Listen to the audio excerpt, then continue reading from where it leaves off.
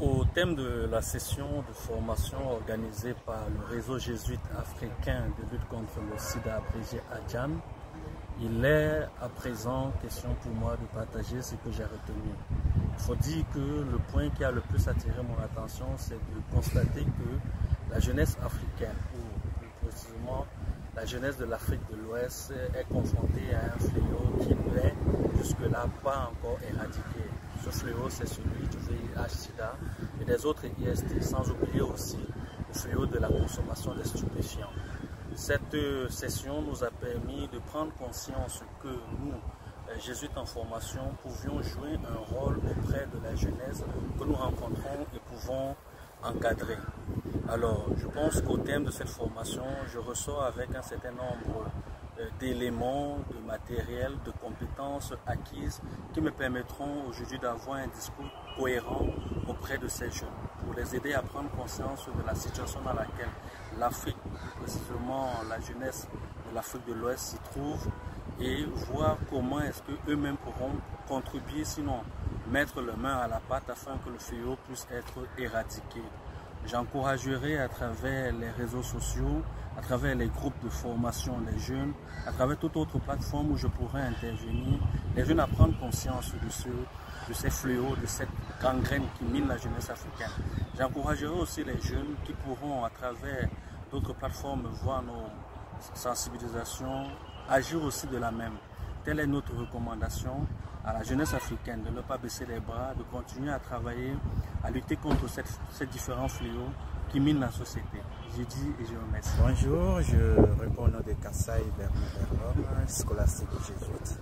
Et alors, il s'est déroulé au sein de notre communauté, l'ITCJ, du 11 au 15 août, une formation sur ADJAN, où ça a été en fait une occasion pour moi personnellement de découvrir ce que c'est que ADJAN, voir sa vision et ses objectifs qu'il cherche à atteindre.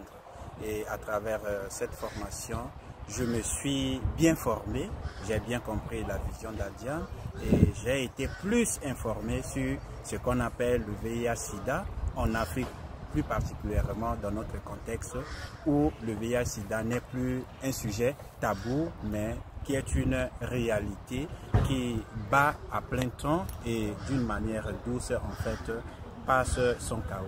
Alors à travers cette formation, je recommande vivement à tous les jeunes Africains de ne pas rester en fait cachés, mais de sortir de leur coin et aussi être informés en fait sur cette formation pour pouvoir être un agent propagateur autour d'eux d'abord et aussi petit à petit avec le continent africain.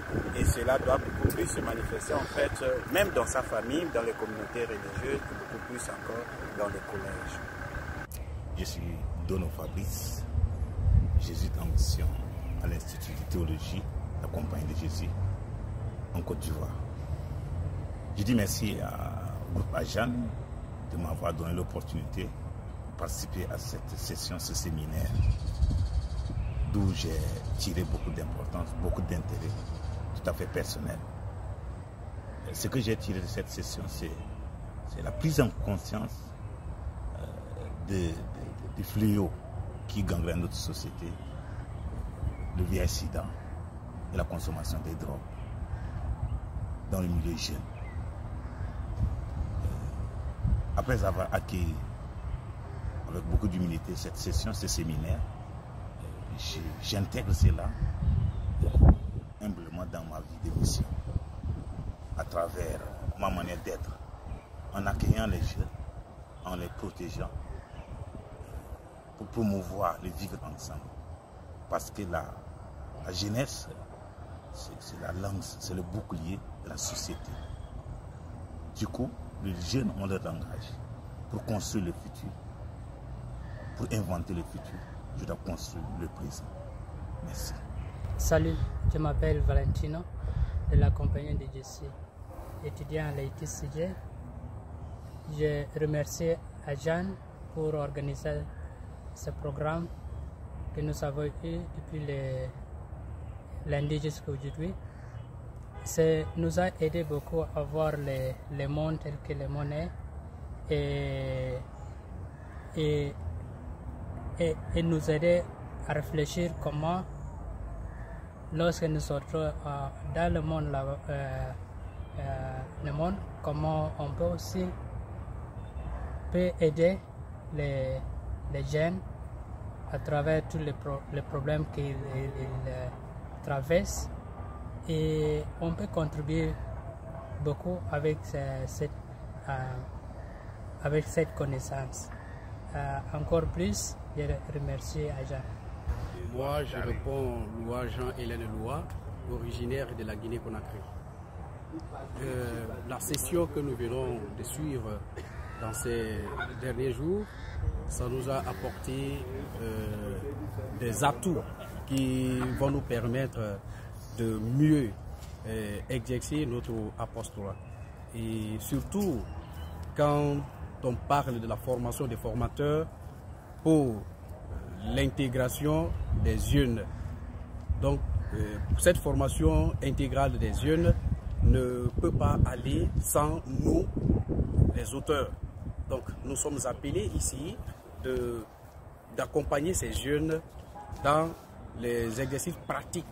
Et ces exercices pratiques ne sont rien d'autre que l'intervention dans les écoles, dans les centres